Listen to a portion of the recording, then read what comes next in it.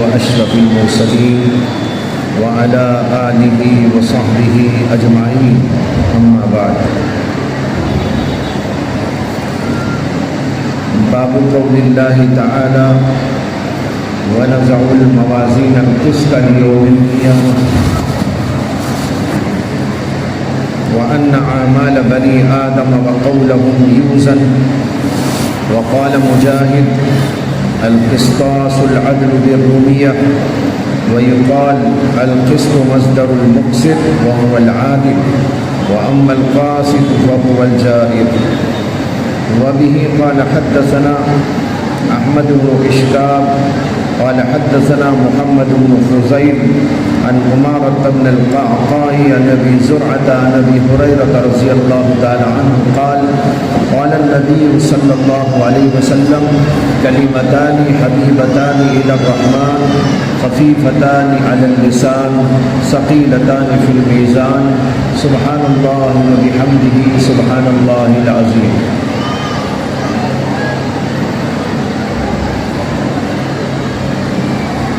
میری ماں اور بہنوں اور فارغ ہونے والی طالبات اور دیگر حاضرین کرام،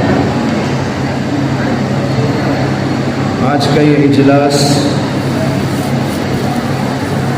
اس مدرسے کے اندر پڑھ کر فارغ ہونے والی طالبات کو آخری سبق بخاری شریف کا پڑھانے اور پھر اس کے ساتھ ساتھ ان کو ان کی اسناد تقسیم کرنے کے لیے منعقد کیا گیا. اس وقت میں بخاری شریف ہمارے سامنے ہے اور اس کی آخری حدیث کا درس اس وقت میں ہوگا. یہاں پر بہت ساری عورتیں جمع ہیں، ان کو بھی سامنے رکھتے ہوئے میں ملا جلا ایسا درس دینا چاہتا ہوں کہ ایک طرف طالبات کو بھی فائدہ ہو جائے اور دوسری طرف عوام الناس کو بھی اس سلسلے میں فائدہ اٹھانے کا موقع مل جائے. اس حدیث پاک کا جو درس ہوتا ہے یعنی صرف علماء کے درمیان اور صرف طالبین کے درمیان تو بہت لمبا چوڑا ہوتا ہے. میں نے جب بخاری شریف کا آخری سبق پڑھا تھا میرے استاذ محترم حضرت مسیح الامت مولانا مسیح اللہ خان صاحب نور اللہ مرقدہ سے تو حضرت نے 5.5 گھنٹے اس حدیث پر بیان کیا. بڑا عجیب اور غریب اور حیرت انگیز وہ درس تھا. متعدد مدارس میں اور خود ہمارے مدرسے میں مجھے بھی اللہ نے یہ شرف عطا کیا کہ حضرت ہی کی نسبت پر اس حدیث کو بیان کروں اور اس حدیث کا درس دوں تو عام طور پر 2 گھنٹے اس کے لیے خرچ ہوتے ہیں. لیکن میں بہت اختصار کو پیش نظر رکھتے ہوئے اور پھر اس بات کو بھی پیش نظر رکھتے ہوئے کہ یہاں صرف طالبات نہیں ہیں بلکہ عام خواتین کا بھی ایک بہت بڑا مجمع موجود ہے، اس لیے کچھ ملے جلے انداز کا درس دینے کی کوشش کروں گا. سب سے پہلے تو یہ بات سمجھ لیں کہ یہ کتاب ہے بخاری، لیکن اس کا اصل نام الجامع الصحیح یہ اس کا اصل نام ہے،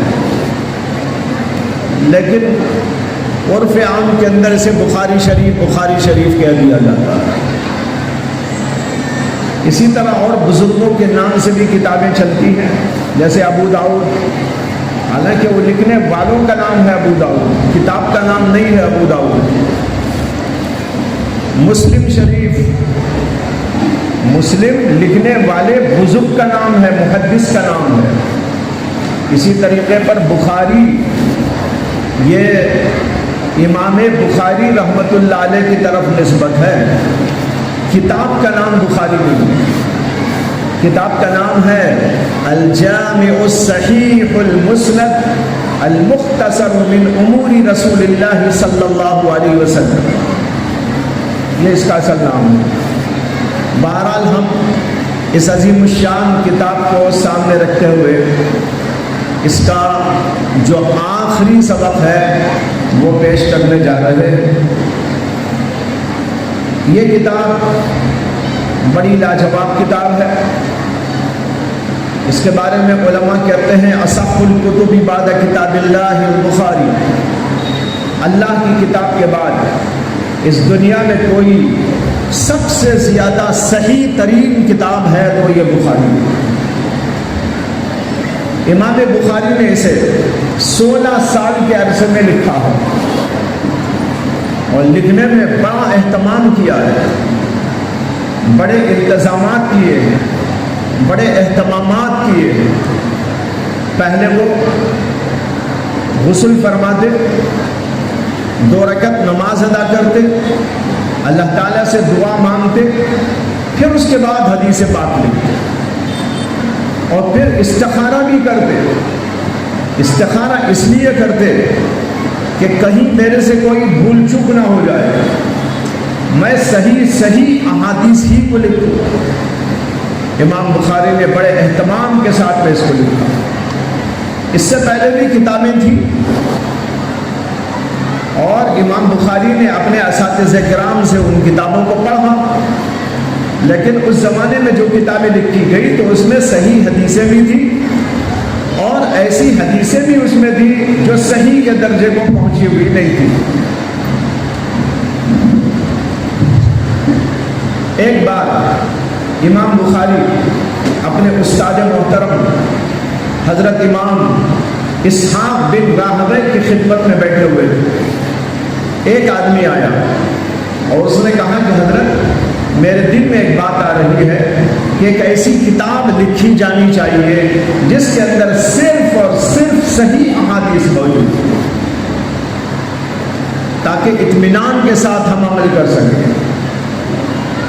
امام بخاری بیٹھے ہوئے تھے تو ان کے استاد نے ان کو دیکھ کر کہا کہ اے محمد یہ کام تم کرو۔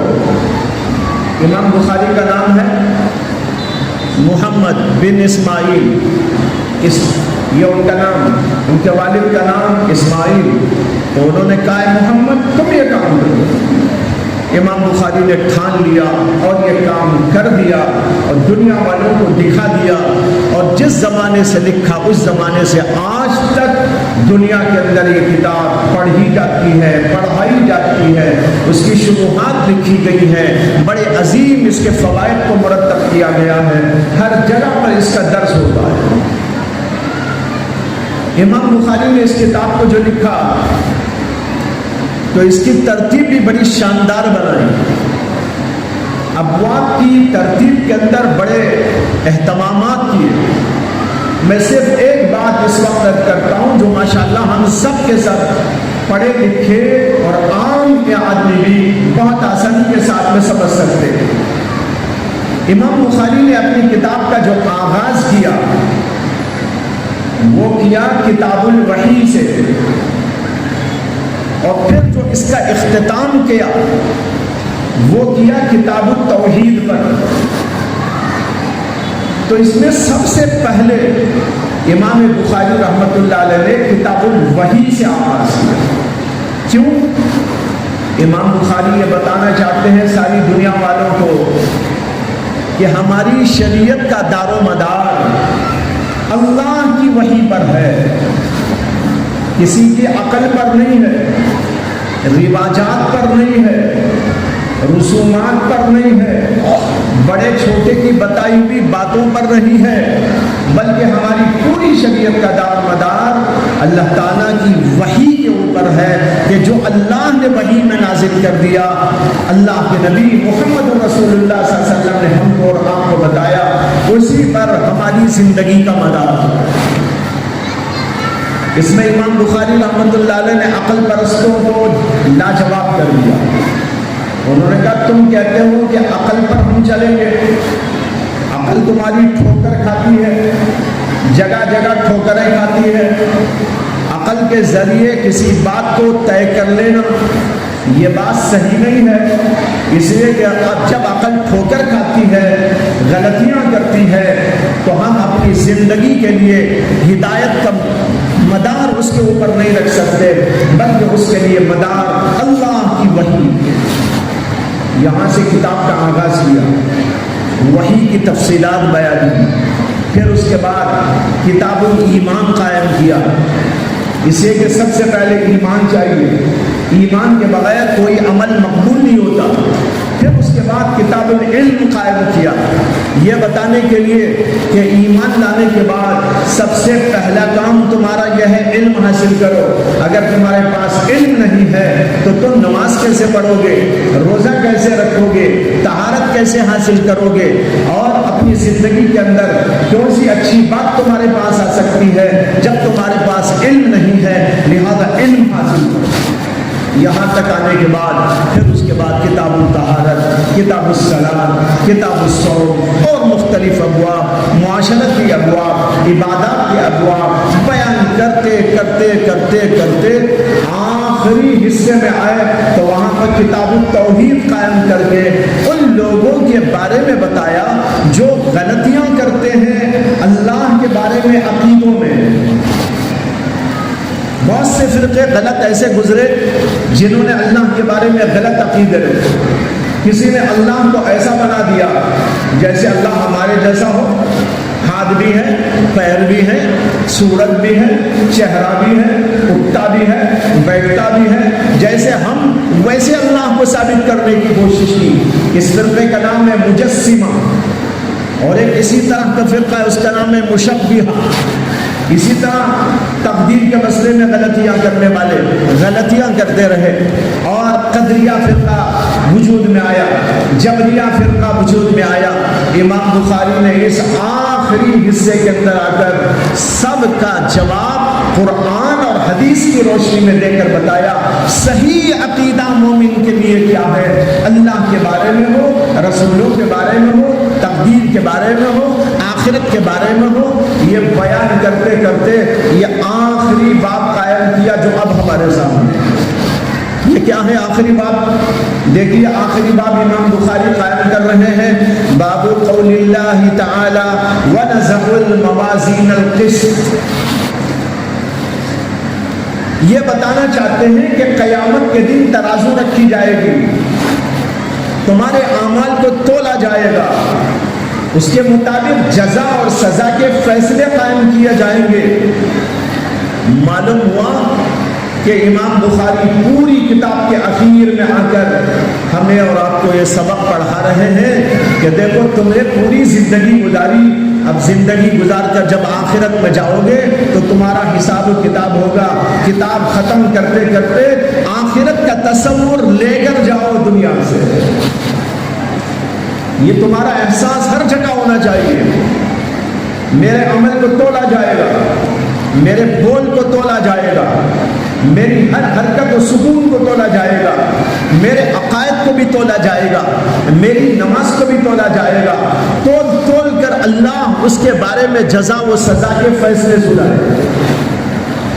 تو تمہیں پوری کتاب پڑھ کر، یہ تمام ابواب پڑھ کر، زندگی میں عمل کر کے آخرت کا تصور لے کر چلنا چاہیے۔ یہ ہے آخری باب، کتاب کا آخری باب آخرت سے متعلق لے آئے، اس لیے کہ آخرت بھی آخری ہے، یہ کتاب کا بھی آخری حصہ ہے۔ کتاب کے آخری حصے میں وہ آخری بات لے آئے کہ آخرت کا تصور کرو، اعمال کے تولے جانے کا ذہن کے اندر تصور جمال ہو۔ یہ ان کی ترتیب کے بارے میں بتایا. دیکھیے کتنی بہترین ترتیب ہے، کیسا بہترین انداز ہے کہ اس طریقے پر یہ پوری کتاب قائم کی ہے اور یہاں پر لا کر ہم کو آخری سبق آیا ہے. اب اس سبق کے بارے میں غور کیجئے کہ قرآن پاک کی ایک آیت کو لے آئے، وَنَزَعُ الْمَوَازِينَ الْقِسْطَ لِيَوْمِ الْقِيَامَةِ. یہ آیت ہے قرآن کریم. باب کے معنی ہے عنوان. کسی چیز کا جو عنوان قائم کیا جاتا ہے اسی کو محدثین کہتے ہیں باب. امام بخاری نے عنوان قائم کیا. اس عنوان کے اندر یہ ہے کہ اللہ نے قرآن میں فرمایا ہے کہ ہم قیامت کے دن ترازو رکھیں گے، جو ترازو عدل والی، انصاف والی ترازو ہوتی. یہاں پر ایک مسئلہ امام بخاری حل کرنا چاہتے ہیں اور وہ یہ ہے کہ اللہ تبارک و تعالی دنیا میں بھی اور آخرت میں بھی عدل قائم کریں گے، انصاف کا معاملہ کریں گے. یہ تو طے شدہ ہے. اللہ ظالم نہیں ہے. اللہ تبارک و تعالیٰ جو بھی فیصلے کرتے ہیں وہ عدل و انصاف کے مطابق ہوتا ہے. کسی کو اگر اللہ جنت میں بھیج رہے ہیں وہ بھی اس کا انصاف ہے، اور اگر اللہ کسی کو جہنم میں بھیج رہے ہیں وہ بھی اللہ کا انصاف ہے. اگر دنیا کے اندر کسی آدمی پر کچھ مصیبت آ رہی ہے تو وہ بھی اللہ کا ظلم نہیں ہے، بلکہ اس کے اندر بھی حکمتیں پوشیدہ ہوتی ہیں. اللہ جو کچھ کرتے ہیں وہ عدل و انصاف اور حکمت کے مطابق ہوتا ہے. یہ تو طے شدہ ہے. لیکن عدل و انصاف کو قائم کرنے کے لیے کیا اللہ ترازو بھی رکھیں گے؟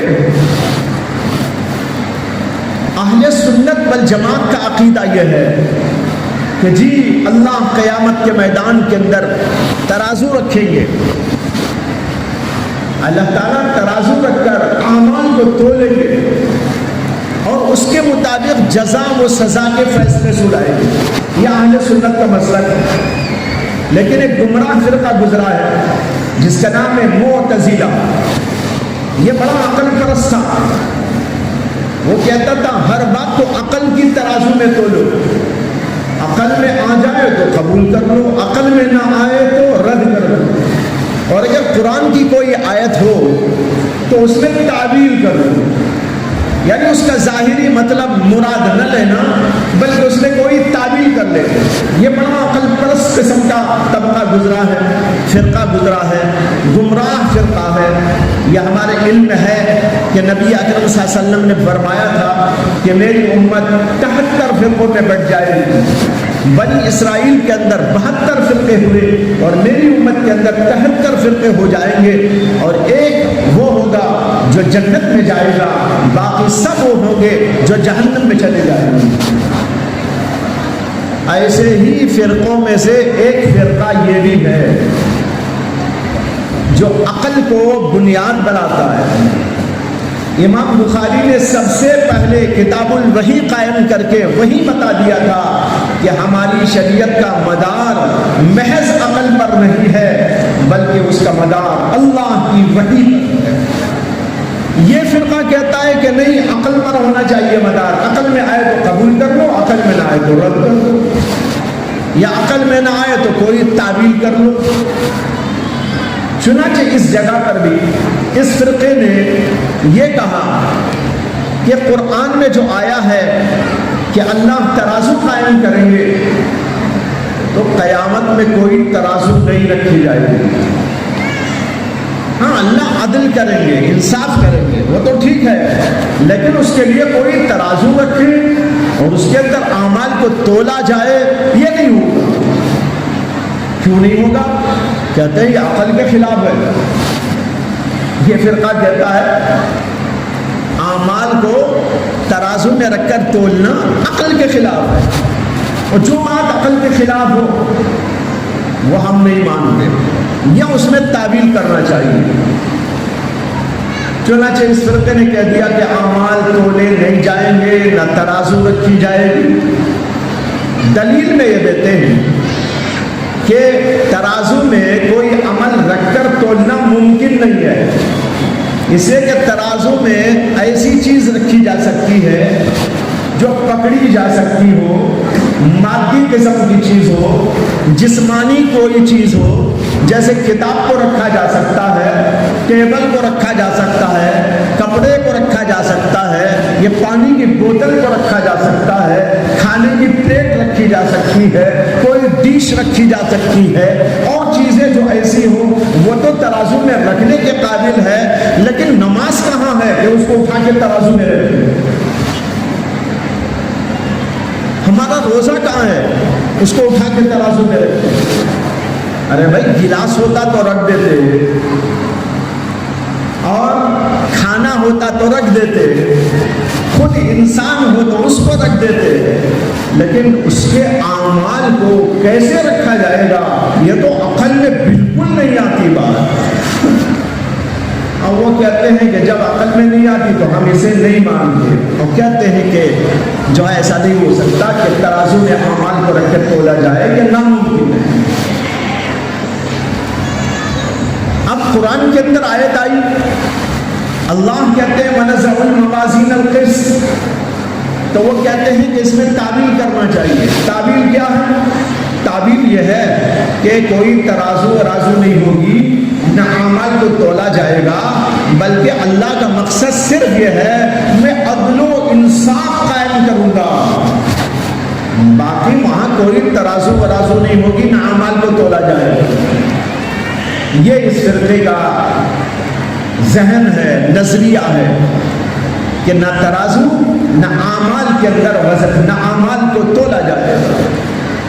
امام بخاری انہی کے رد کرنے کے لیے باب قائم کر رہے ہیں، اور اس کے لیے 2 دلیلیں لا رہے ہیں۔ میں اس کی تفصیل تو آگے چل کر عرض کروں گا، میری مائیں اور بہنیں بھی یہاں پر غور کریں کہ قرآن کریم نے بتایا کہ اللہ ترازو قائم کر کے اس کے اندر اعمال کو تولیں گے۔ قرآن میں صاف طور پر موجود ہے وَالْوَزْنُ يَوْمَئِذٍ الْحَقُّ، قیامت کے دن اعمال کا تولا جانا حق ہے۔ اللہ نے قرآن میں صراحت کے ساتھ محسوس کہا، اسے تمام کے تمام اہل سنت اس بات پر عقیدہ رکھتے ہیں، ایمان رکھتے ہیں کہ اللہ قیامت میں ترازو رکھ کر اعمال کو اس کے اندر تولیں گے، نماز تولیں گے، ایمان کو تولیں گے، اور اعمال کو تولیں گے، اخلاق کو تولیں گے، ہر چیز کو تولیں گے، ہر بول کو تولیں گے۔ کوئی غیبت کر رہا ہے تولا جائے گا، اگر کوئی آدمی اچھا بول رہا ہے وہ تولا جائے گا، کوئی جھوٹ بول رہا ہے اس کو تولا جائے گا، اسی طرح اور ہر عمل کو تولا جائے گا۔ ترازو کے 2 پلڑے ہوں گے، ایک پلڑے میں نیکیاں رکھی جائیں گی اور ایک پلڑے کے اندر برائیاں اور جو ہے بدیاں رکھی جائیں گی، اور یہ دیکھا جائے گا کون سا پلڑا بھاری ہوگا۔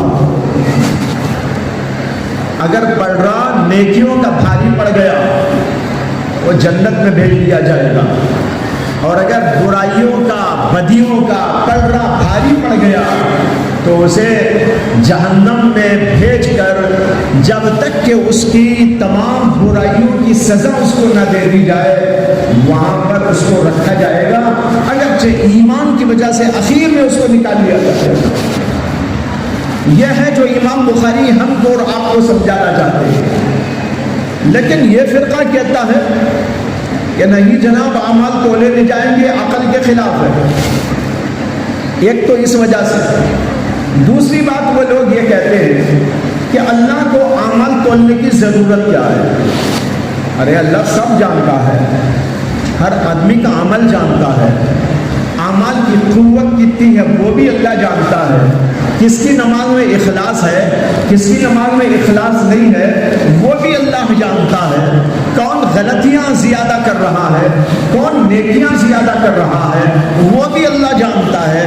جب اللہ سب کچھ جانتا ہے، وہ عالم الغیب بھی ہے، وہ عالم الشہادہ بھی ہے، تو اللہ کو کیا ضرورت ہے کہ وہ ترازو رکھ کر اعمال کو تول کر پھر فیصلہ کرے؟ یہ ہے ان کی 2 دلیلیں۔ ایک دلیل کیا بتائی کہ بھائی عمل کو تولنا ممکن نہیں، اب ہم لوگ ابھی نماز پڑھ کے آئے مغرب، اگر کسی کو پوچھا جائے کہاں ہے تمہاری نماز دکھاؤ، کون سے خانے میں رکھ کے آئے ہو، کون سی تجوری میں رکھ کے آئے ہو، یا کون سے جیب میں ہے، ذرا لاؤ اٹھا کے میں تول کے دکھاؤں، کوئی نہیں دکھا سکتا۔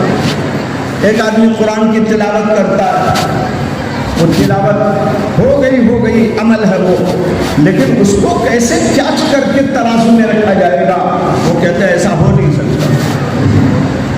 لیکن بھائیوں، ان کی یہ دونوں باتیں غلط ہیں۔ دونوں باتوں کو حضرات علماء نے رد کر دیا۔ جہاں تک پہلی بات ہے ان کی کہ اعمال کو تولنا ممکن نہیں، اس کا جواب یہ ہے جو چیز دنیا میں ناممکن ہو، کیا ضروری ہے کہ وہ آخرت میں بھی ناممکن ہو؟ بہت سی چیزیں دنیا میں نہیں ہو سکتی، لیکن اللہ اس کو کر دیں گے قیامت کے لیے۔ لہذا یہ کہنا کہ یہ نہیں ہو سکتا، یہ دنیا کے لحاظ سے تم کہہ سکتے ہو، لیکن آخرت کے لحاظ سے نہیں کہہ سکتے۔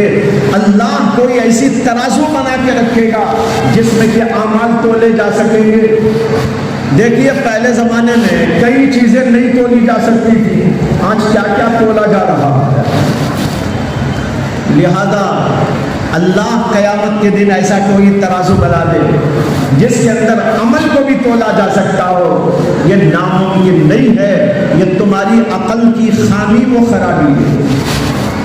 دوسری بات یہ ہے کہ یہ کہنا کہ اعمال کو تولا نہیں جا سکتا اس لیے کہ وہ آراز ہے، اس کا کوئی جسم نہیں ہوتا، اس کو پکڑا نہیں جا سکتا، اس کو دیکھا نہیں جا سکتا، وہ کوئی مادی قسم کی چیز اور جسم کی قسم کی چیز نہیں ہے، ایسی چیز کو تولا نہیں جا سکتا، یہ خود بھی غلط ہے، دنیا میں بھی ایسا ہوتا ہے۔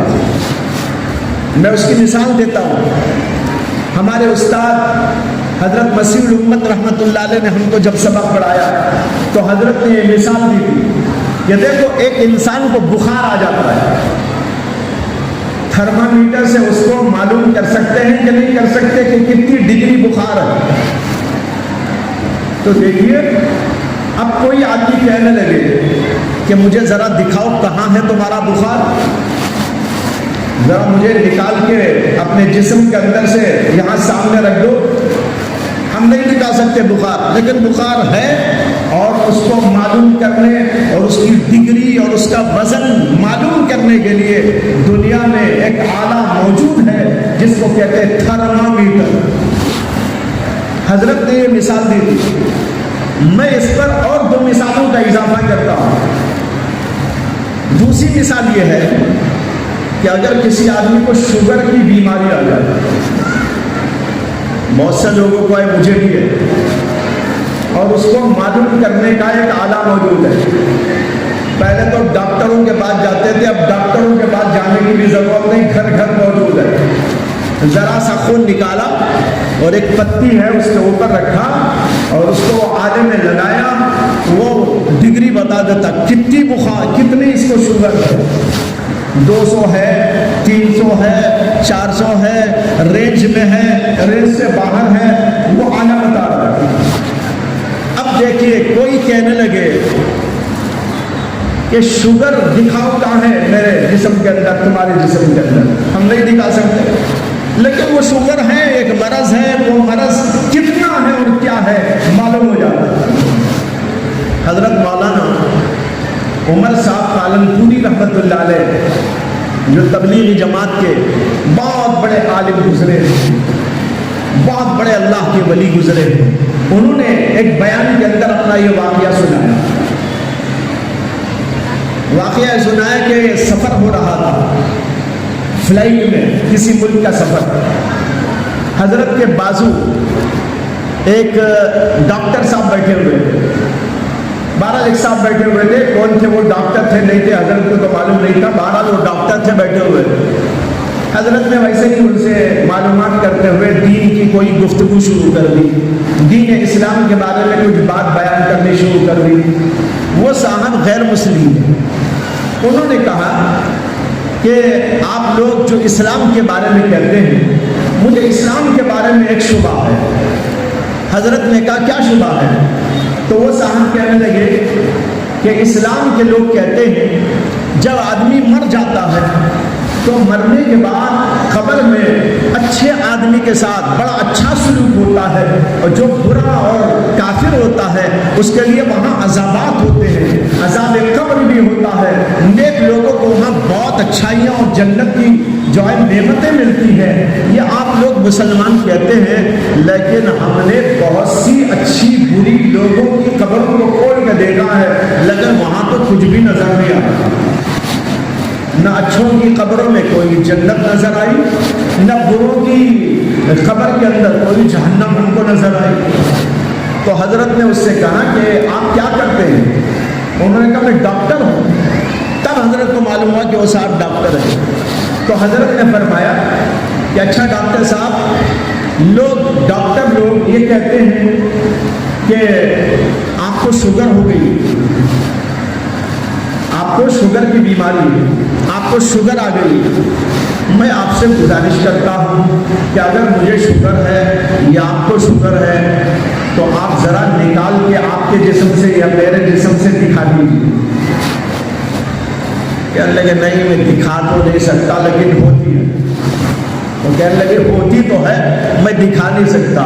حضرت نے فرمایا اسی طرح عذاب قبر بھی ہوتا ہے، ثواب قبر بھی ہوتا ہے، اگرچہ ہم دکھا نہیں سکتے۔ جیسے آپ شوگر نہیں دکھا سکتے، ہم وہ نہیں دکھا سکتے، اس لیے کہ وہ اس عالم سے تعلق رکھنے والی چیز ہے، اس عالم سے تعلق رکھنے والی چیز وہ نہیں۔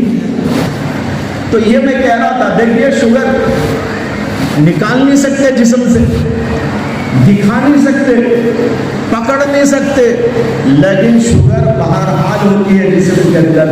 اسی طریقے پر اس کو معلوم کیا جا سکتا ہے کہ کتنی شوگر ہے انسان کے جسم کے اندر، یعنی کتنی شوگر ہائی ہو گئی ہے یا کم ہو گئی ہے یا رینج میں ہے، وہ اعلیٰ بتا رہا ہے۔ دوسری مثال یہ ہے، بعض لوگوں کو بلڈ پریشر ہو جاتا ہے۔ ویسے تو بلڈ پریشر ہر آدمی کو ہوتا ہے، یعنی رینج میں رہتا ہے، اگر نہ ہوتا تو ہم بیٹھتے کیسا جائیں؟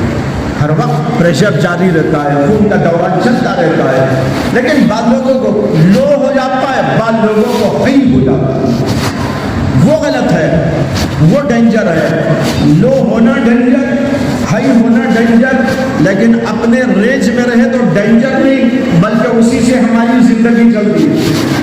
تو دیکھو بلڈ پریشر انسان میں ہوتا ہے، لیکن اگر کوئی پوچھنے لگے کہ ذرا دکھاؤ تمہارا بلڈ پریشر، بلڈ تو دکھا سکتا ہے لیکن بلڈ پریشر نہیں دکھا سکتا۔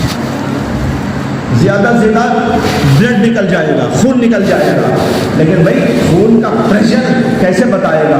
لو ہے یا رینج میں ہے یا ہائی ہو گیا ہے، یہ بتانا دکھانا ممکن نہیں ہے، لیکن ہوتا ہے، اس کے لیے آلہ موجود ہے جس کے ذریعے پتہ چل جاتا ہے کہ کتنی ڈگری اس کی ہے اور کتنا ہے، بڑھ کر ہے کہ کم ہو گیا ہے۔ معلوم ہوا کہ ایسی چیزوں کی بھی جانکاری ہو سکتی ہے، ایسی چیزوں کو بھی معلوم کیا جا سکتا ہے اور تولا جا سکتا ہے، جن کو پکڑا نہیں جا سکتا، جن کو دیکھا نہیں جا سکتا، ان کا کوئی جسم نہیں ہوتا۔ جب دنیا ہی میں ایسے آلات موجود ہے جو ہماری ایسی چیزوں کو بتا سکتے ہیں، تو بھائی اللہ اگر قیامت کے میدان کے اندر اعمال کو تولنے کی ترازو بنا دے، آپ کو کیا اس میں ایسے بات نظر آئی ہے جو عقل میں لیا؟ یہ ہے جواب ان لوگوں کا۔ دوسری بات ان لوگوں نے کہی کہ اللہ کو کیا ضرورت ہے ترازو رکھنے کی، اللہ کو تو سب معلوم۔ جواب اس کا یہ ہے بے شک اللہ کو کوئی ضرورت نہیں، اللہ ہر چیز کو جانتا ہے، لیکن آپ یہ بھی جانتے ہیں کہ اللہ تعالیٰ نے فرشتوں کو مقرر کیا، فرشتے اپنی نوٹ بک کے اندر اعمال لکھتے ہیں اور وہ اعمال قیامت کے دن ہر آدمی کو دیے جائیں گے، اس کا ذکر قرآن میں بھی موجود ہے۔ بعض لوگوں کا نام عمل جو فرشتے تیار کرتے ہیں دائیں ہاتھ میں دیا جائے گا، اور بعض لوگوں کا نام عمل ان کے بائیں ہاتھ کے اندر دیا جائے گا۔ اس کا ذکر قرآن مجید کے اندر موجود ہے۔ اب کوئی کہنے لگے کہ بھائی اللہ کو جب سب معلوم ہے فرشتوں کو کیوں رکھتا ہے؟ کیا اللہ ہمارے اعمال نہیں دیکھ رہا ہے؟ کیا فرشتے کھڑے ہو کے لکھنا کی ضرورت ہے؟ فرشتوں کو اللہ نے کیوں بھیجا؟ ہمارے پاس فرشتوں کو اللہ نے کیوں رکھا؟ فرشتے نوٹ کیوں تیار کرتے ہیں؟ ہمارے اعمال کو کیوں لکھتے ہیں اور قیامت میں کیوں پیش کرتے ہیں؟ بھائی اللہ کو سب معلوم ہے، یہ اللہ کی جانکاری کے لیے نہیں ہے، یہ ہماری جانکاری کے لیے۔ اللہ ہمارا نام عمل اور ہمارے اعمال کی قوت و طاقت، ہمارے اعمال کی بڑھوتری بھٹوتی ہمیں دکھانا چاہتے ہیں، اس لیے ترازو رکھی ہے، اسی لیے فرشتے اعمال کو لکھتے ہیں۔ اللہ کو کوئی ضرورت نام اعمال کی نہیں ہے، اللہ کو کوئی ضرورت فرشتوں کے بھیجنے کی نہیں ہے، فرشتوں کے لکھوانے کی کوئی ضرورت نہیں ہے۔ اللہ ہر آدمی کے بارے میں جانتا ہے، سب کچھ جانتا ہے، لیکن یہ سب کچھ کیوں ہوتا ہے؟ تاکہ بندوں کے سامنے ان کے اعمال پیش کر دیے جائیں۔ اسی طرح قیامت کے میدان میں ترازو رکھ کر اللہ جاننے کی کوشش نہیں کرتے ہیں، بلکہ ہمیں بتانے کی کوشش کرتے ہیں، تمہارا عمل تم دیکھ لو، اے زید تو تیرا عمل دیکھ لے، اے عائشہ تو اپنا عمل دیکھ لے، اے فلانی تو اپنا عمل دیکھ لے، تو نے کیا کیا تھا، اچھا برا جو کچھ کیا، یہاں تیرا سب ریکارڈ موجود ہے۔ یہ بندوں کو دکھانے کے لیے اللہ تبارک و تعالیٰ کرتے ہیں، اپنی جانکاری کے لیے نہیں کرتے، اللہ تو سب کو جانتا ہے۔ یہ دو اعتراضات تھے ان کے، اس کا جواب آپ کے سامنے نقل کیا گیا۔ بہرحال اہل سنت والجماعت کہتے ہیں اعمال کو رکھا جائے گا، اعمال کو تولا جائے گا، ترازو رکھی جائے گی۔ اب وہ ترازو کی کیفیت کیا ہوگی وہ تو قیامت میں جانے کے بعد ہی انسان کو معلوم ہوگی۔ بعض علماء کہتے ہیں ایک ترازو ہوگی، اور بعض علماء کہتے ہیں بہت سے ترازوؤں کو رکھا جائے گا۔ قرآن کی آیت ہمارے سامنے ہے، وَنَزَعُ الْمَوَازِينَ الْقِسْطَ۔ موازین میزان کی جمع ہے، میزان کے معنی ترازو، موازین کے معنی ترازویں، یعنی جمع بہت ساری، پلورل، یہ استعمال کیا اللہ نے۔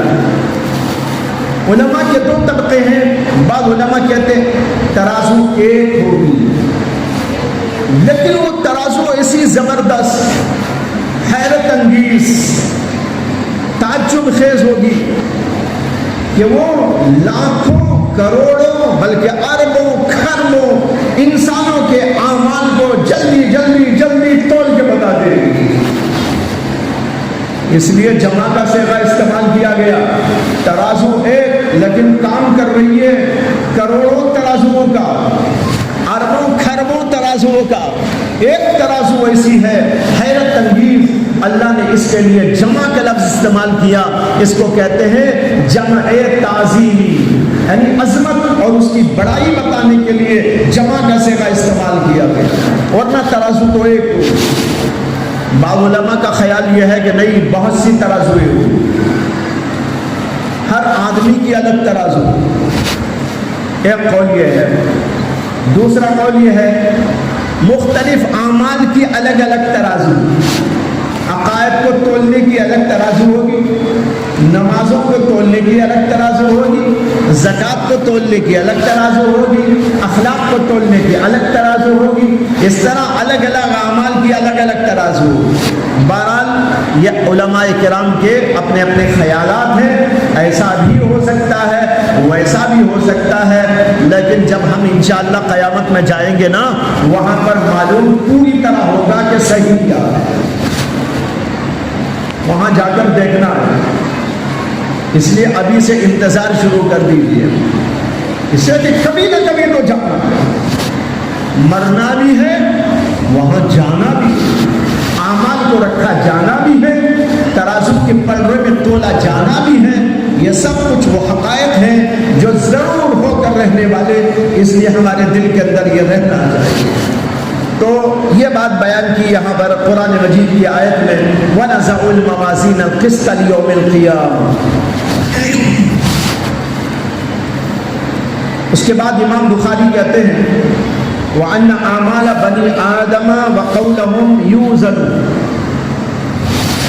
بنی آدم یعنی انسانوں کے اعمال کو اور ان کے اقوال کو تولا جائے گا۔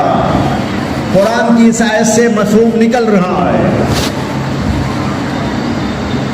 جو بچیاں پڑھ رہی ہیں بخاری شریف، وہ یہاں پر غور کرے کہ امام بخاری نے پہلے تو آیت درج کی وَنَزَعُ الْمَوَازِينَ الْقِسْطَ، اس کے فوری بعد یہ کہا وَأَنَّ أَعْمَالَ بَنِي آدَمَ وَقَوْلَهُمْ يُوزَنُ، یہ بتانے کے لیے آیت سے یہ بات نکل آ رہی ہے۔ جب اللہ نے کہا کہ ہم ترازو رکھیں گے، تو بھائی اللہ ترازو کیا شو کے لیے رکھیں گے؟ نہیں، اعمال کو تولنے کے لیے رکھیں گے۔ اس کے لیے بتایا امام بخاری نے کہ قرآن کی آیت سے ثابت ہو رہا ہے اللہ جب ترازو رکھیں گے تو تولنے کے لیے رکھیں گے۔ یہ کوئی شو پیس نہیں ہوگی کہ وہاں پر رکھ دی جائے گی کہ بھائی دیکھتے جاؤ، نہیں، اعمال کو تولا جائے گا۔ یہ اس آیت کریمہ سے نکل رہا ہے، اسے کہا ان اعمال بنی آدم وقولهم یوزن۔ سوال ایک یہاں یہ ہے کہ امام بخاری نے کہا کہ بنی آدم کے اعمال تولے جائیں گے، لیکن بنو الجان کے اعمال کا کیا ہوگا؟ بنو الجان جانتے ہیں آپ؟ بنو الجان یعنی جنات، جنات کے اعمال کا کیا ہوگا؟ بنی آدم کے اعمال کا امام بخاری ذکر کر رہے ہیں کہ آیت سے معلوم ہوتا ہے کہ بنی آدم کے اعمال کو، اقوال کو تولا جائے گا۔ سوال یہ ہے کیا جنات کے اعمال کو نہیں تولا جائے گا؟ یہ سوال کہیں نظر نہیں آیا، یہ ذہن میں میرے ہی آیا کہ امام بخاری نے یہ کیوں کہا بنی آدم کے اعمال کو تولا جائے گا؟ جواب بھی میرا اپنا ہے۔ جواب اس کا یہ دیا جا سکتا ہے کہ امام بخاری نے بنی آدم کا ذکر اس لیے کیا کہ انہوں نے کتاب بنی آدم کے لیے لکھی ہے، جنات کے لیے نہیں لکھی۔ سمجھ میں آ رہی نا؟ امام بخاری نے کتاب کس کے لیے لکھی؟ بنی آدم کے لیے لکھی۔ اس لیے قید بنی آدم کی لگا دی کہ بنی آدم کے اعمال تولے جائیں گے۔ جنات کے لیے لکھتے تو ان کا بھی ذکر کر دیتے۔ حقیقت یہ ہے کہ انسانوں کے اعمال کو بھی تولا جائے گا، جنات کے اعمال کو بھی تولا جائے گا۔ ذکر نہیں کیا اس لیے کہ انسانوں کے لیے کتاب لکھی گئی، امام بخاری نے اسی غرض سے لکھی، اس وجہ سے جنات کے بارے میں کوئی تذکرہ انہوں نے نہیں کیا۔ چنانچہ اہل سنت والجماعت کا اس بات کے اوپر اجماع ہے کہ جس طریقے پر بنی آدم کے اعمال کو تولا جائے گا، اسی طریقے پر جنات کے اعمال کو بھی تولا جائے گا، اور جزا و سزا کے فیصلے ان کو سنائے جائیں گے۔ اس کے بعد جو بات ہے وہ آپ اپنے استاد سے پوچھ لیں اور سمجھ لیں۔ اس کے اندر لکھا ہے وقال مجاہد القسطاس العدل بالرومیہ۔ ترجمہ یہ ہے کہ امام مجاہد نے کہا قسطاس کے معنی رومی زبان میں عدل و انصاف کرنے کے آتے ہیں۔ اب سوال یہ ہے کہ یہاں امام بخاری نے کیوں بڑھایا؟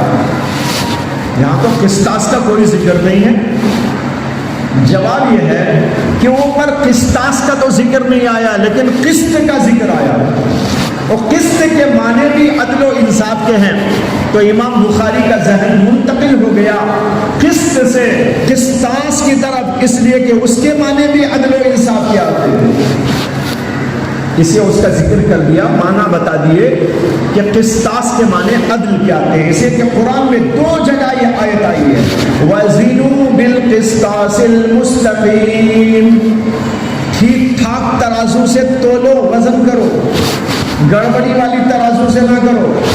گڑبڑی والی ترازو سے کریں گے قیامت میں پوچھ ہوگی، ڈنڈی مار مار کر اگر ترازو سے تول کے دیں گے قیامت کے اندر پوچھ ہوگی۔ اللہ نے کہا وَزِنُوا بِالْقِسْطَاسِ الْمُسْتَقِيمِ، یہاں لفظ قسطاس آیا تھا، اس کے معنی بھی ہیں عدل والی، انصاف والی ترازو کو استعمال کرو، اسی کے لیے یہاں پر یہ لفظ ذکر کر کے اس کا معنی بتا دیا کہ امام مجاہد نے اس کے معنی بتائے ہیں القسطاس العدل بالرومیہ۔ پھر اس کے بعد عربی زبان کا ایک نقطہ بیان کر دیا ہے۔ اب یہاں ظاہر بات ہے کہ جو حضرات بیٹھے ہوئے ہیں بہت سے وہ ہیں جو یہ بات نہیں سمجھ پائے، اس سے میں نے کہا کہ میں ایسی ملی جلو گفتگو کروں گا جو سب کو سمجھ میں آئے۔ اب تک جو بھی میں نے بیان کیا ماشاءاللہ وہ تو ایسا ہی رہے گا کہ سب کو سمجھ میں آئے۔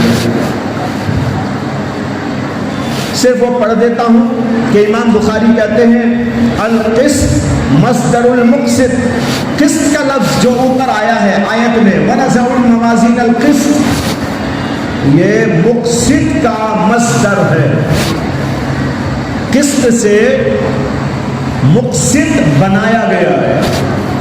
آگے کہتے ہیں وَهُوَ الْعَادِلُ، مقسط کے معنی عادل کے آتے ہیں، عدل کرنے والا، انصاف کرنے والا۔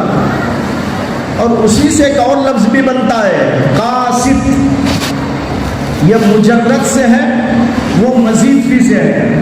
اگر بچیاں پڑھی ہوئی ہوں اور ان کو یاد ہو تو بڑی آسانی سے وہ یہ اشارہ سمجھ سکتی ہیں کہ جب لفظ قسط کو مجرد سے استعمال کیا جائے گا اور لفظ قاسط اس سے بنایا جائے گا تو اس کے معنی آتے ہیں جائر یعنی ظالم۔ اور وہی لفظ باب افعال میں لے جاؤ، مزید فی کے اندر لے جا کر اس کو استعمال کرو، اقسط یقسط اقساطا فهو مقسط، تو اب اس کے معنی بالکل الٹے ہو جاتے ہیں، یعنی انصاف کرنے والا۔ قاسط کے معنی ہے ظلم کرنے والا، مقسط کے معنی ہوتے ہیں انصاف کرنے والا۔ ایک ہی لفظ ہے قسط لیکن ادھر استعمال ہوگا تو اس کے معنی ظالم کے، اور جب اس باب سے استعمال ہوگا تو اس کے معنی ہو جاتے ہیں عدل و انصاف کرنے والے۔ یہ نقطہ عربی زبان کا آپ کو سمجھا دیا لفظ قسط کی مناسبت سے۔ یہاں تک باب ختم ہو گیا، یعنی عنوان میں یہ باتیں آئی ہیں کہ اللہ ترازو رکھیں گے، اعمال کو تولیں گے، بنی آدم کے اعمال کو تولا جائے گا۔ پھر اس کے بعد لفظ قسطاس کے معنی بتا دیے، پھر قسط کے معنی بتا دیے۔ اب اس کے بعد حدیث پاک لا رہے ہیں۔ میں نے شروع میں عرض کیا تھا کہ ہماری پوری شریعت کا دار و مدار اللہ کی وحی پر، محض عقل پر نہیں، کسی کے رسم و رواج پر نہیں۔ اور اللہ کی طرف سے جو وحی آئی وہ دو طرح کی وحی ہے، ایک وحی متلو جو قرآن کی شکل میں، دوسری وحی غیر متلو جو اللہ کے رسول کی احادیث کی شکل میں۔ دونوں اللہ کی طرف سے، قرآن بھی اللہ کی طرف سے، احادیث بھی اللہ کی طرف سے۔ اس لیے جب بھی کوئی مسئلہ ہوگا تو ہمیں قرآن میں غور کرنا اور حدیث میں غور کرنا ہوگا کہ قرآن و حدیث میں اس کی کیا دلیل ہے۔ امام بخاری نے پہلے تو قرآن کی دلیل بیان کر دی، ترازو رکھی جائے گی۔ اللہ نے قرآن میں کہا وَنَزَعُ الْمَوَازِينَ الْقِسْطَ لِيَوْمِ الْقِيَامَةِ، جب اللہ نے کہہ دیا تو ثابت ہو گیا کہ ترازو رکھی جائے گی، ترازو کے اندر اعمال کو تولا جائے گا۔ اس کے بعد دوسری دلیل لانا چاہتے ہیں اور وہ ہے اللہ کے نبی علیہ السلام کی حدیث۔ اب حدیث لا رہے ہیں، کہتے ہیں حدثنا احمد بن اشکاب۔ یہاں پر جو حضرات بیٹھے ہیں وہ توجہ دیں کہ امام بخاری حدیث لانا چاہتے ہیں تو حدیث سے پہلے سند لا رہے ہیں۔ یاد رکھنا چاہیے کہ دنیا میں کبھی بھی کوئی حدیث بیان کرے تو سند ضروری ہے، بغیر سند کے حدیث کا کوئی اعتبار نہیں۔ اس لیے تمام محدثین نے کتابیں لکھی، بڑی بڑی عظیم الشان کتابیں، ان کی سندوں کو اس کے اندر ذکر کیا گیا کہ میں نے سنا کس سے، میرے استاد نے سنا کس سے، اور میرے استاد کے استاد نے وہ حدیث کس سے سنی، اور پھر انہوں نے کس سے سنی، یہاں تک کہ چلتے چلتے چلتے وہ سلسلہ صحابی تک پہنچے گا، اور صحابی اس کو بیان کریں گے رسول اللہ صلی اللہ علیہ وسلم۔ جب تک یہ سلسلے سند نہ ہو حدیث کا کوئی اعتبار نہیں۔ پھر حدیث کی سند کے تمام راویوں کا بہترین قسم کے ہونا ضروری ہے، سچے ہونا، عادل ہونا، دیانتدار ہونا، امانت دار ہونا، حافظہ بھی بڑا قوی ہونا. جی حافظے کو بھی دیکھا جاتا ہے، سچا ہونا بھی دیکھا جائے گا، متقی ہو، پرہیزگار ہو، سچائی والا ہو، امانت والا ہو، دیانت والا ہو، اس کے ساتھ اس کا حافظہ بھی بڑا قوی ہو. جو سنتا ہے، یاد کرتا ہے، اسے اچھی طرح یاد رہتا. اگر یاد رکھنے میں گڑبڑ ہو جائے اس کی حدیث بھی غیر معتبر ہے، ضعیف ہے وہ حدیث، اگرچہ وہ سچا کیوں نہ ہو. ایک آدمی سچا تو ہے لیکن حافظہ قوی نہیں ہے، اس آدمی کی حدیث کو نہیں لیا جاتا، اس آدمی کی حدیث کو بھی ضعیف گردانا جاتا ہے. امام مالک جو بہت عظیم الشان محدث گزرے ہیں، انہوں نے ایک بار یہ ارشاد فرمایا کہ میں مسجد نبوی میں، اسے کہ امام مالک مدینے کے اندر پیدا ہوئے، مدینے ہی میں رہے، مدینے ہی میں انتقال ہوا، مدینے ہی میں علم حاصل کیا، مدینے ہی میں پڑھاتے رہے، مسجد نبوی ہی ان کی درسگاہ تھی. تو ایک بار انہوں نے فرمایا میں جانتا ہوں کہ ہماری اس مسجد میں یعنی مسجد نبوی میں 70 سے 80 ایسے لوگ نماز پڑھنے آتے ہیں، نہایت متقی، بڑے عابد و زاہد، بہت علم والے، بڑے تقوی والے، حدیثوں کا بہت علم ان کے پاس موجود ہے، اور ایسے زبردست اللہ والے ہیں کہ اگر ان کا نام لے کر اللہ سے دعا کی جائے تو قحط کے اندر بھی اللہ بارش نازل کر دیں گے. ایسے لوگ میں خود جانتا ہوں، ایسے یہاں موجود ہیں، 70 سے 80 افراد ایسے موجود ہیں. وَلَكِنْ مَعَ ذَلِكَ لَا أَرْوِي عَنْهُ، اس کے باوجود میں اسے حدیث روایت نہیں کرتا، حدیث ان سے نہیں لیتا.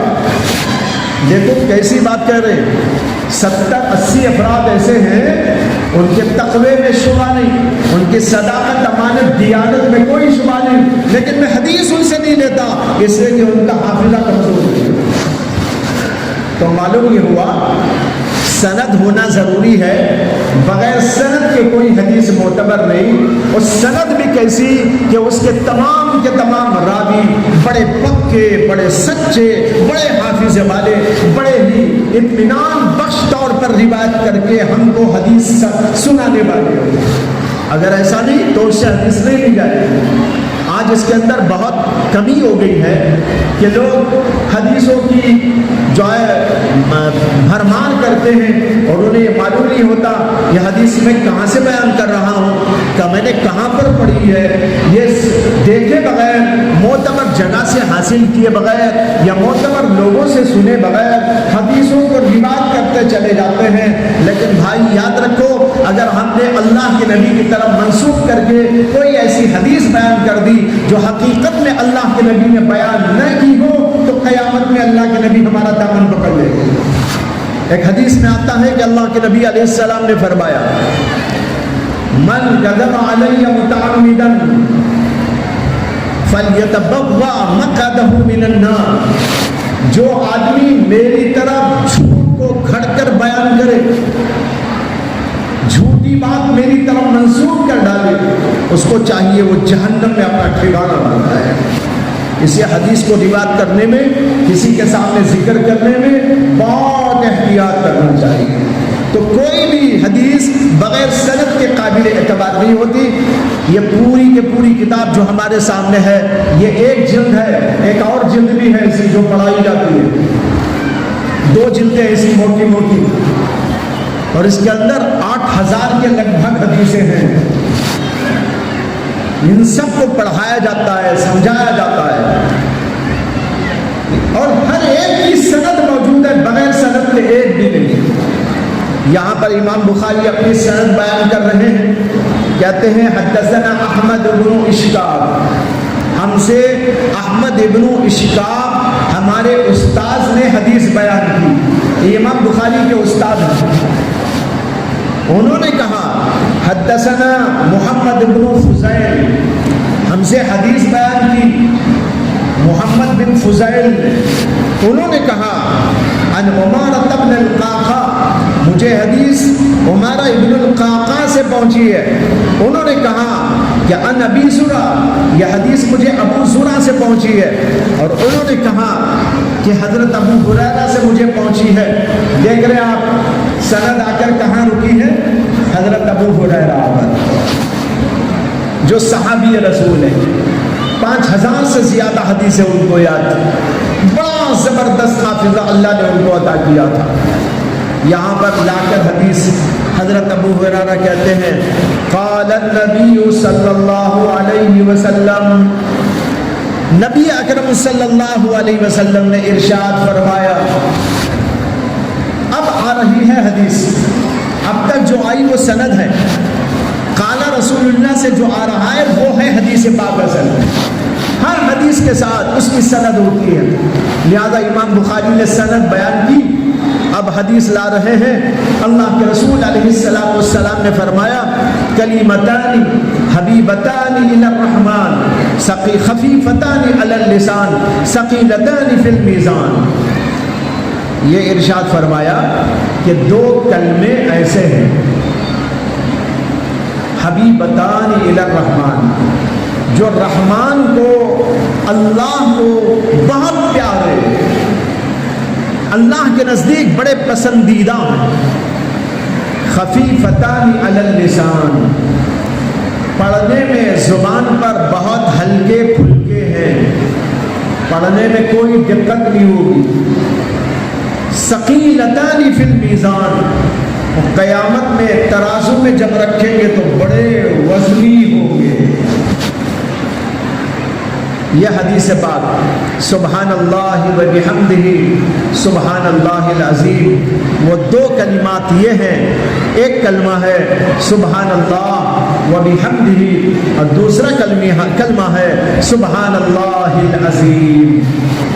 یہ کلمے اللہ کو بہت پسند ہیں، لیکن پڑھنے میں بہت آسان ہے۔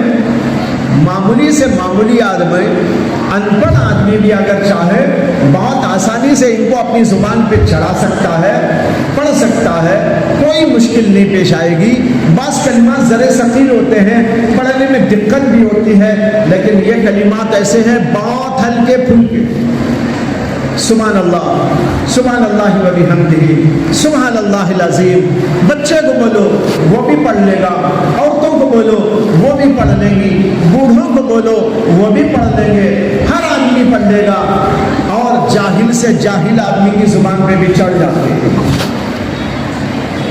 لیکن قیامت کے میدان میں جب ترازو میں رکھ کر اس کا وزن دیکھیں گے، اللہ کے نبی کہتے ہیں ثقیلتان فی المیزان، ترازو میں بڑے بھاری، بڑے وزنی، بڑے بوجھل ہوں گے۔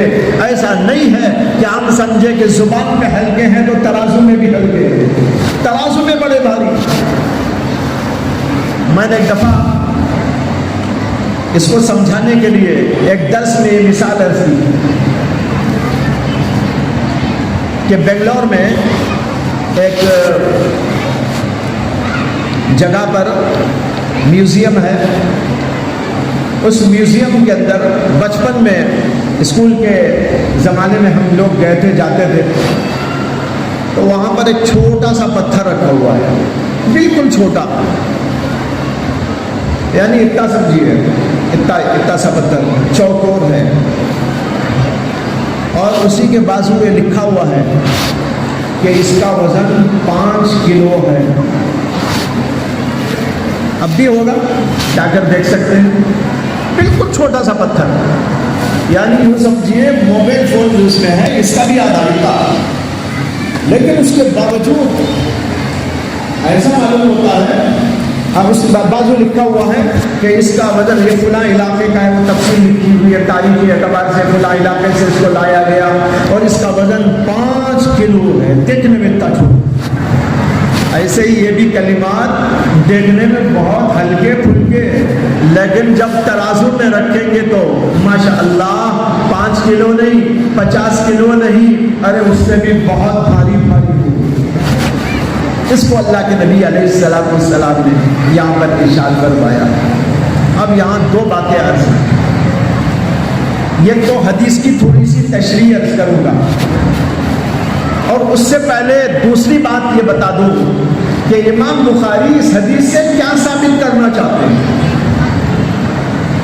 دیکھیے اس سے تو دو کلموں کی فضیلت معلوم ہو رہی ہے، وہ تو ہے، لیکن امام بخاری اس سے ایک مسئلہ نکال رہے ہیں، اس سے ایک عقیدہ تلاش کے نکال رہے ہیں. اس لیے کہ عنوان آپ نے سنا کہ اس باب کا عنوان کیا ہے؟ اعمال کو تولا جانا حق ہے. ان اعمال بنی آدم وقولهم یوزن، بنی آدم کے اعمال تولے جائیں گے، حتیٰ کہ ان کی زبان سے نکلنے والے اقوال کو بھی تولا جائے گا. یہ عنوان میں ذکر کیا تھا. یہاں پر اس حدیث کو لا رہے، اس کے اندر یہ جملہ آیا ثقیلتان فی المیزان. یہ دو کلمے جب ترازو میں رکھے جائیں گے اور ان کو تولا جائے گا تو بڑے بھاری ہوں گے. اس سے ثابت ہوا کہ قیامت کے دن ترازو کا رکھا جانا حق ہے اور ترازو میں اعمال کا تولا جانا بھی حق ہے. اس لیے کہ اللہ کے نبی نے جملہ ارشاد فرمایا ثقیلتان فی المیزان. یہ استدلال ہے. جو لوگ اس مسئلے کو جانے بغیر اس حدیث کو پڑھیں گے تو ان کا ذہن کبھی ادھر نہیں جائے گا. وہ کہیں گے بھئی اس کے اندر ایک فضیلت بیان کی گئی، دو کلموں کی بڑی فضیلت ہے، اللہ کو بڑے پیارے ہیں، زبان پہ بڑے ہلکے ہیں، ترازو میں ثواب بہت ملے گا. یہ تو ٹھیک ہے، ان کا ذہن صرف ثواب کی طرف چلا جائے گا، لیکن مسئلہ جو جس کی طرف امام بخاری اشارہ دے رہے ہیں وہاں ذہن نہیں جائے گا کہ قیامت میں ترازو بھی رکھی جائے گی اور اعمال کو اس کے اندر تولا بھی جائے گا. ذہن ادھر نہیں جائے گا، صرف ادھر جائے گا، ثواب ملے گا. عوام کا ذہن ثواب تک جا کر ختم ہو جاتا ہے اور امام بخاری کا ذہن اس سے آگے گیا اور اس سے انہوں نے مسئلہ نکالا. بعض وقت ایسا ہوتا ہے کہ ایک حدیث سے کئی مسئلے نکال لیتے ہیں. ظاہر میں دیکھو تو ہمارا ذہن کبھی وہاں تک نہیں جا سکتا، لیکن جو حضرات فقہا گزرے انہوں نے ان کے اندر غور و فکر کیا تو ایسے موتی تلاش کر کے لے آئے، ایسے اس کے اندر سے احکام تلاش کر کے لے آئے کہ عام لوگوں کا ذہن تو کیا بلکہ بہت سارے ظاہری علماء اور عام علماء کا ذہن بھی وہاں نہیں جا سکتا.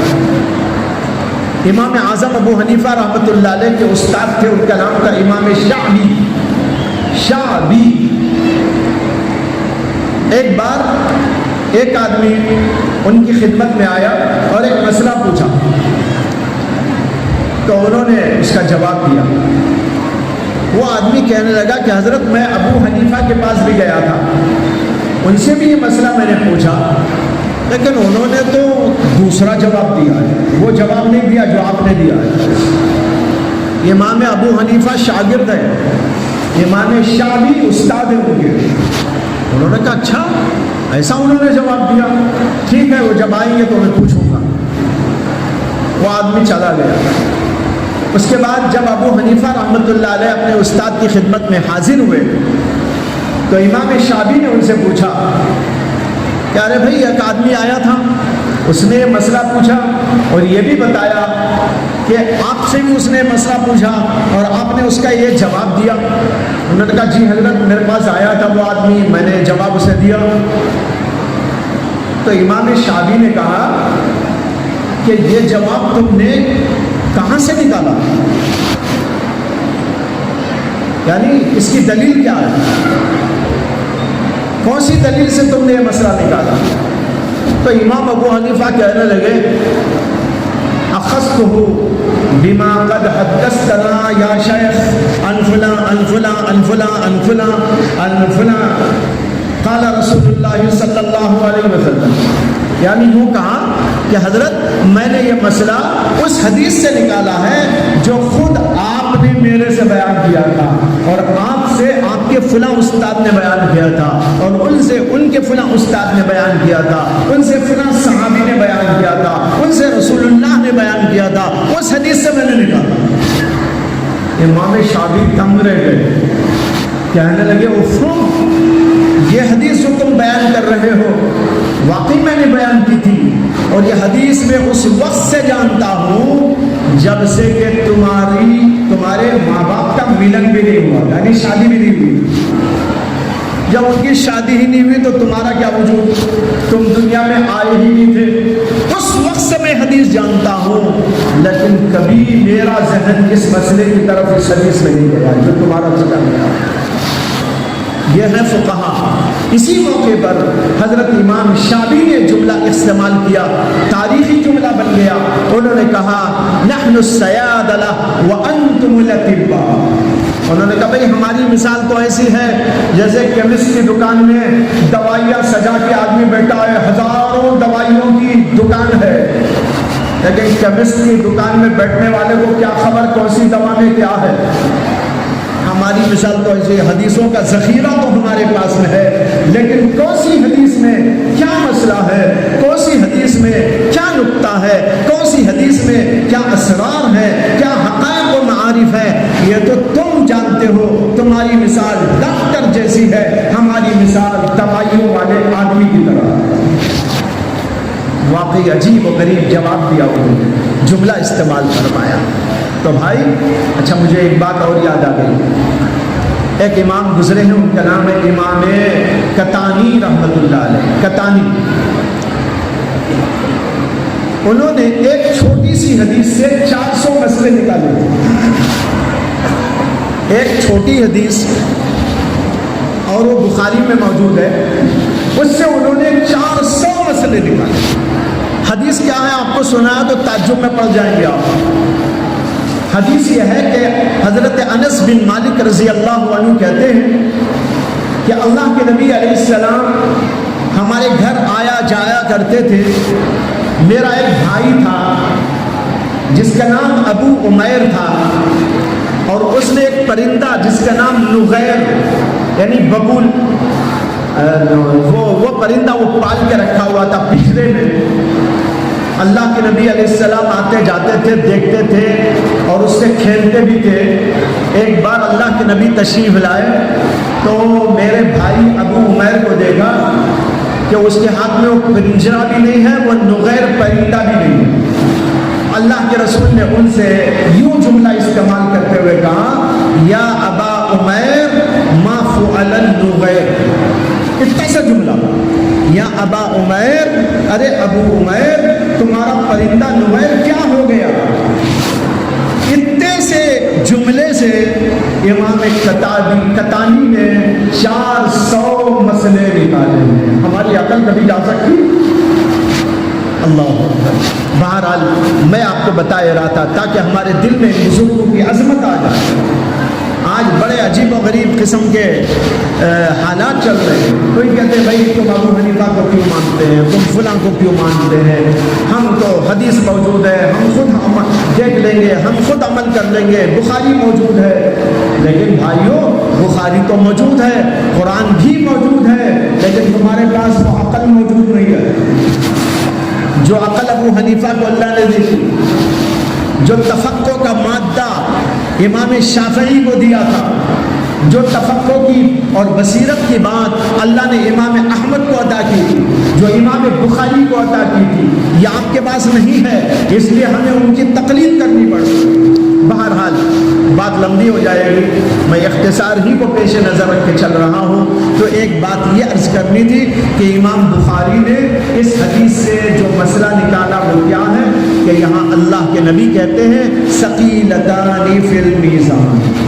اس سے معلوم ہو گیا ترازو بھی ہے، ترازو میں اعمال کا تولا جانا بھی حق ہے۔ دوسری بات یہ ہے کہ اس حدیث پاک میں یہ اللہ کے نبی صلی اللہ علیہ وسلم نے فرمایا 2 کلمے ہیں اللہ کو بہت محبوب۔ جو بچیاں پڑھ رہی ہیں وہ غور کریں، یہاں لفظ آیا کلیمتان حبیبتان الی الرحمن۔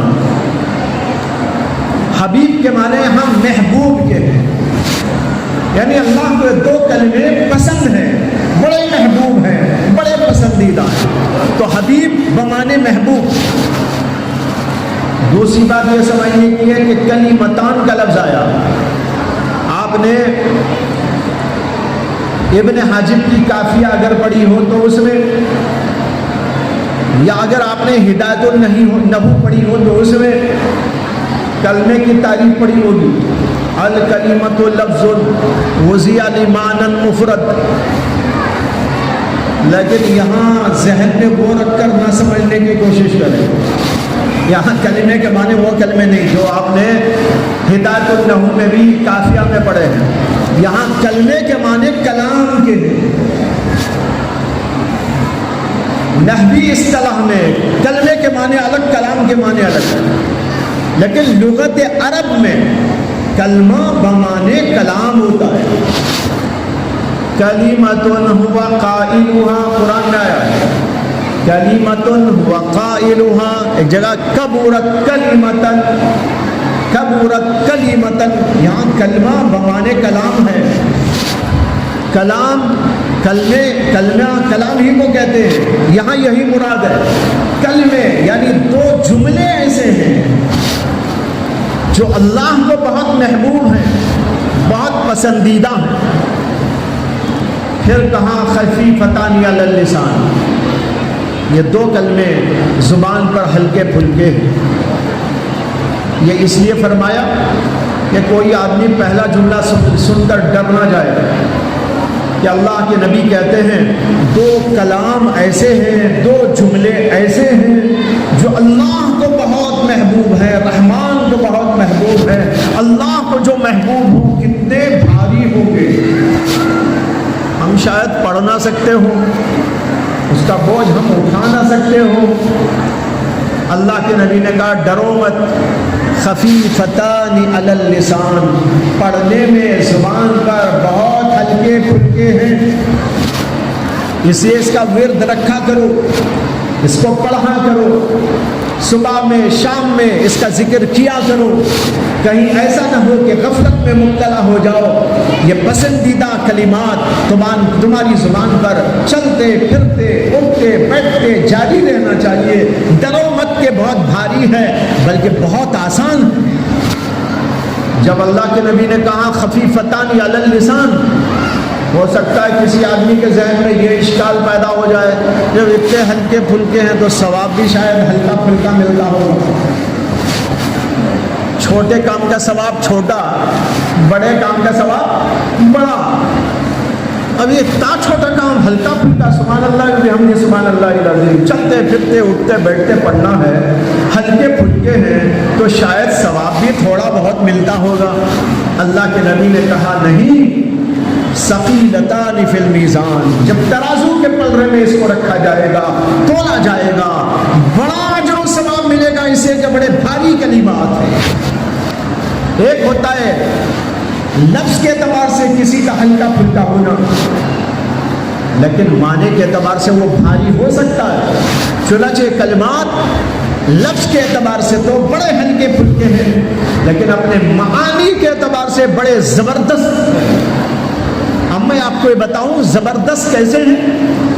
یہاں پر غور کیجئے، یہ دو کلموں کا مفہوم کیا ہے، ان کا معنی کیا ہے.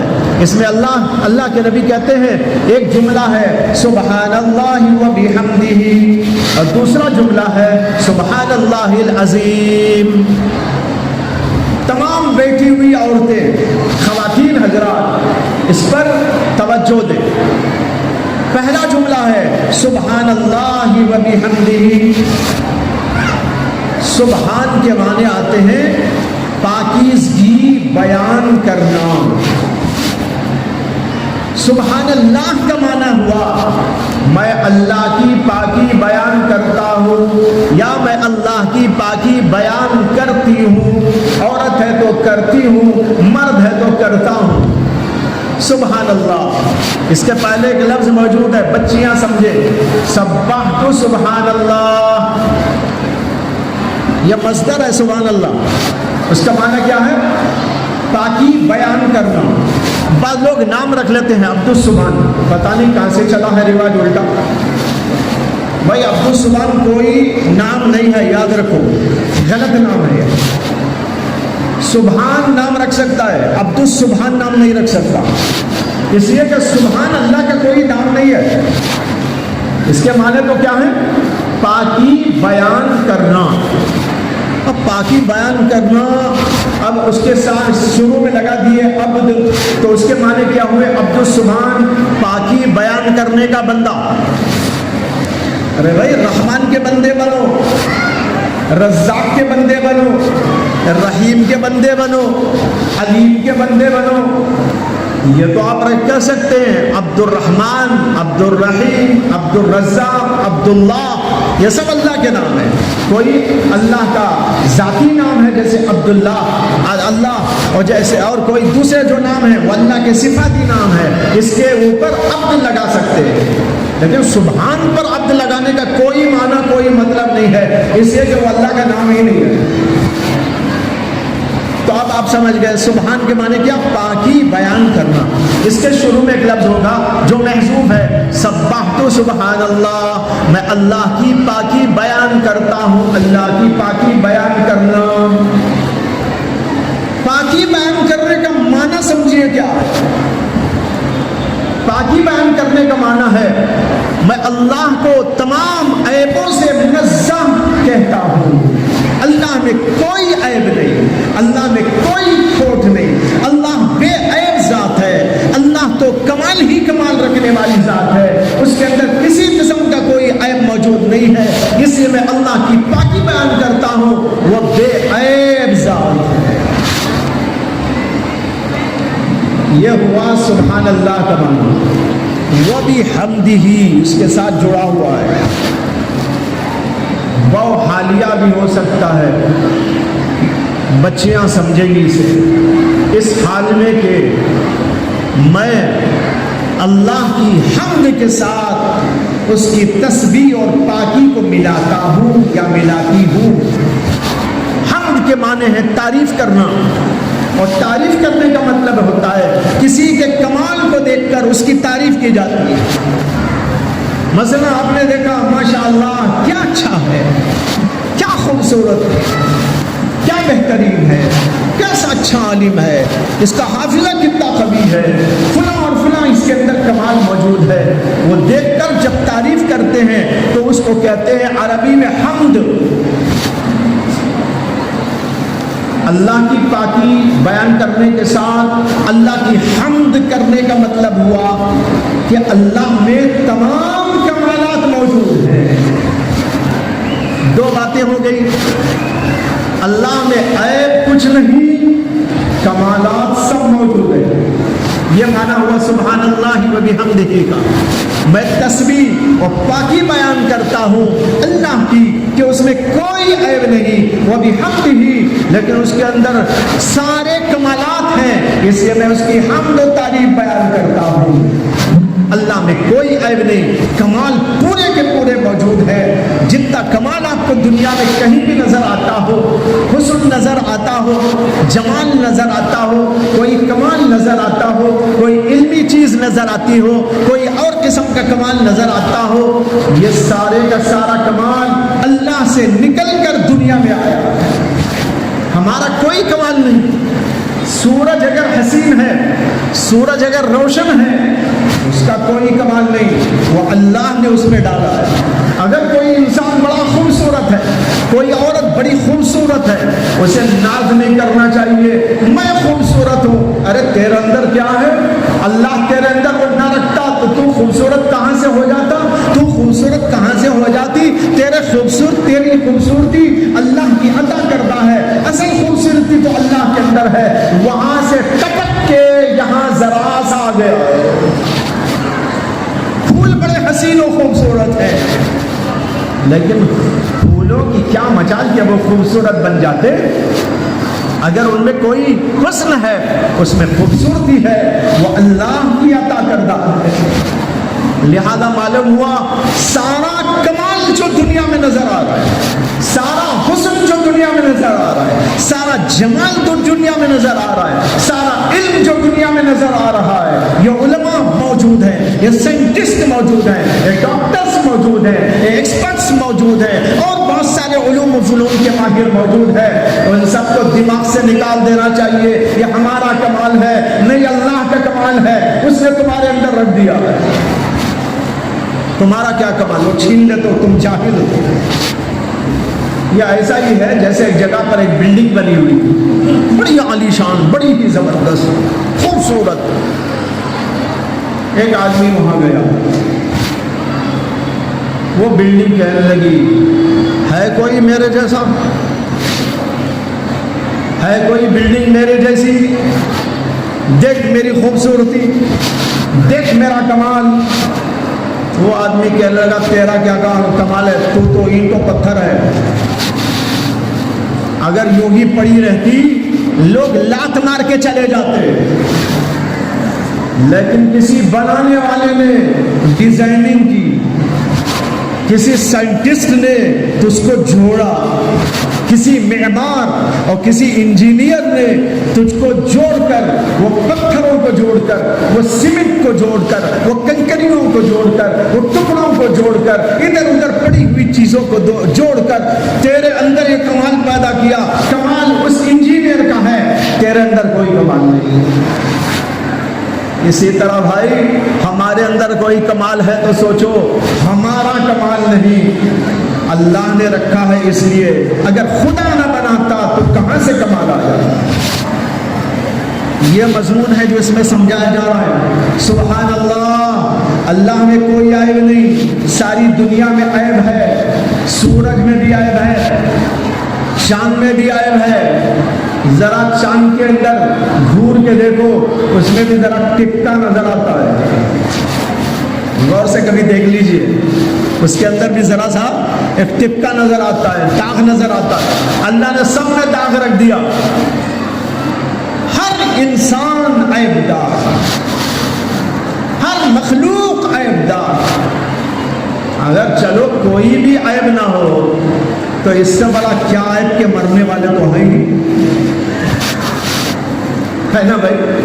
ہمیشہ تو زندہ رہنے والے تو بڑا خوبصورت ہے، بڑا عالم ہے، بڑا سائنٹسٹ ہے، اور یہ ہے اور وہ ہے، بہت کچھ ہے، لیکن بھائی ایک دن مر جائے گا، سڑ جائے گا، گر جائے گا۔ یاد رکھو اسے، کوئی کمال نہیں، سب سڑنے والے، سب مرنے والے۔ عبد الملک بن مروان بڑا خوبصورت تھا، بادشاہ تھا۔ ایک بار وہ تیار ہو کر، سور کر، بن کر اپنے دربار حال میں آیا، اس کی باندی کھڑی ہوئی تھی۔ باندی کو دیکھ کر اس نے کہا کیسا لگ رہا ہو؟ تو اس نے کہا، دو شعر پڑھے اس نے عربی میں، ان شعروں کا مطلب یہ ہے کہ آپ تو بڑے لاجواب بے مثال ہیں، اگر آپ مرنے والے نہ ہوتے تو۔ نے کیا کہا؟ آپ بڑے بے مثال، بڑے لاجواب ہیں، بشرطے کہ نہ مرتے تو۔ یہ دل پہ جا کے لگی بات، اس نے دربار فوراً ختم کر دیا، اپنے کمرے کے اندر چلا گیا۔ دل پر جو چوٹ لگی اس کا بڑا اثر ہوا، آخرت کو یاد کرتا رہا، موت کو یاد کرتا رہا۔ 5 یا 6 دن کے بعد اس کی موت واقع ہو گئی۔ تو یہ کہہ رہا ہوں، کوئی بھی عیب نہ ہو تو یہی عیب کافی ہے کہ سب مرنے والے ہیں۔ تو بھائی اس کے اندر یہ عظیم مضمون سمجھایا گیا، دنیا پہ نہ جاؤ، آخرت کو، اللہ کو دیکھو جس نے پیدا کیا، زمین اس کی، آسمان اس کا، چاند اس کا، سورج اس کا، کمال اس کا، جمال اس کا، سب اس کا، اور تم کو یہاں رکھا گیا ہے۔ اس لیے اپنی کسی کی تعریف میں نہیں، اللہ کی تعریف میں لگے رہو۔ سب عیب دار ہے، ایک اللہ کی ذات ہے جس کے اندر کوئی عیب نہیں ہے۔ یہ مضمون ہے۔ اب بتاؤ بھئی یہ جملے اتنے ہلکے پھلکے، مضمون اتنا زبردست ہے، تو کیا اس زبردست مضمون کے اوپر وہ پورے کا پورا ترازو کا پڑھنا اوپر اچھل جائے تو کیا کم ہے؟ اسے اللہ کے نبی نے کہا ثقیلتان فی المیزان، ترازو پہ رکھیں گے تو بس جناب وہ اچھل جائے گا، اتنا زبردست ہوگا۔ دوسرا جملہ ہے سبحان اللہ العظیم، وہاں بھی وہی سبحان اللہ آیا جس کا بھی میں نے عرض کیا۔ اس میں اللہ کی صفت عظیم بیان کر دی، وہ ہر عیب سے پاک ہے اللہ کی ذات، میں اس کی تسبیح کرتا ہوں۔ العظیم جو بلندیوں والا، بڑی عظمتوں والا، بڑی جلالتوں والا ہے، کوئی کمی اور عیب اس کے اندر بالکل نہیں ہے۔ دوسری جملے کے اندر یہ بات کہی گئی ہے۔ بعض علماء کہتے ہیں کہ اس کے اندر لا الہ الا اللہ کا مفہوم پوشیدہ ہے۔ پہلے جملے میں ہے لا الہ کا مفہوم، دوسرے میں ہے الا اللہ کا مفہوم، کوئی خدا نہیں۔ اس لیے کہ کوئی خدا کیسا ہو سکتا ہے؟ سب عیبدار، زمین میں عیب، آسمان میں عیب، چاند میں عیب، انسانوں میں عیب، جانوروں میں عیب، سب میں عیب۔ اس لیے جو بے وقوف لوگ چاند کی پوجا کر رہے ہیں، سورج کی پوجا میں مشغول ہیں، کوئی انسانوں کو خدا بنایا ہے، اس سے بڑے بے وقوف تو وہ ہیں جو مٹی کے پتلوں کی پوجا کرنے والے ہیں۔ ان سب کا رد ہو گیا، لا الہ، کوئی معبود نہیں ہے، سب کے اندر عیب ہے، الا اللہ، سوائے اللہ کے وہی باکمال ہے۔ اس لیے اگر کسی کے سامنے تمہارا سر جھک سکتا ہے، عبادت کی جا سکتی ہے، تو صرف اللہ کی عبادت ہے۔ لا الہ کا مضمون اس کے اندر سمو دیا گیا ہے۔ اس وجہ سے یہ بڑا عالیشان مضمون ہے، الفاظ ہلکے پھلکے ہیں، معنی اور مطالب کے لحاظ سے یہ بھی میں نے جو عرض کیا بہت اختصار کو سامنے رکھتے ہوئے یہ مضمون عرض کیا گیا ہے۔ اس لیے بھائیوں اس کو ذہن میں لے جاؤ، ایک بات تو یہ لے جاؤ، ہمارے اعمال کو تولا جائے گا، ہماری زبان سے نکلنے والے اقوال کو تولا جائے گا۔ بے خبر ہو کے زندگی نہ گزارو، اپنے گھر میں رہتے ہوئے، باہر نکلتے ہوئے، جاتے اور آتے ہوئے، کمائی کرتے ہوئے، اپنے دکانوں مکانوں پہ جاتے آتے ہوئے، ہر جگہ پر اس کا تصور ہو میرے اعمال ریکارڈ کیے جا رہے ہیں، اس کا نام عمل تیار کیا جا رہا ہے، قیامت کے دن اعمال کو تولا جائے گا، جزا و سزا کے فیصلے سنائے جائیں گے۔ اسے مجھے اپنے اعمال کو درست رکھنا ہے، غلطیاں نہیں کرنا ہے، بےہودگیاں نہیں کرنا ہے، شرارتیں نہیں کرنا ہے، گناہ نہیں کرنا ہے، بڑے اچھے اعمال کرنا ہے، میری زبان ذاکر ہو، میری زبان پر اللہ کے جو ہے نیک کلمات ہو یا لوگوں کے لیے اچھے کلمات ہو، کوئی برائی نہ ہو۔ ایسا ہم کو یہاں سے سبق لے کے جانا چاہیے، اور دوسرا سبق یہ لے کے جانا چاہیے کہ ہم اللہ والے بن جائیں، مخلوق کے پیچھے نہ جائیں۔ سب عیبدار ہیں، اگر کوئی بے عیب ہے وہ اللہ کی ذات ہے، لہذا ہم توحید پرست بن جائے، ہر قسم کی چیز کو اپنے دل و دماغ سے نکال کر کھرچ کر نکال کر پھینک کر جو ہے یہ مضمون ہم لے کر جائیں، اور اللہ سے دعا کریں کہ اللہ تعالیٰ ہماری زندگی کو ٹھیک کر دے اس کتاب کی برکت سے اور اس کے اندر کی احادیث کے مبارکہ کی برکت سے۔ وآخر دعوانا ان الحمد للہ رب العالمین۔